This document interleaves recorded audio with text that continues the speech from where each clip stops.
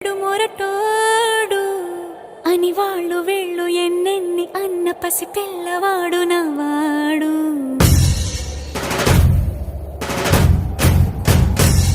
విడుముండోడు అని ఊరు వాడ అనుకున్న గాని మహారాజు నాకు నవాడు.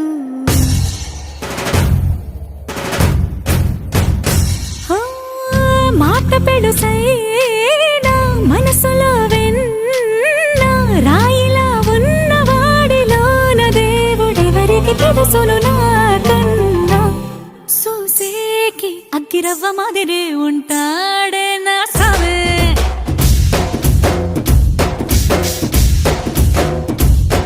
మెత్తాని పత్తి పువ్వుల మరే సంటో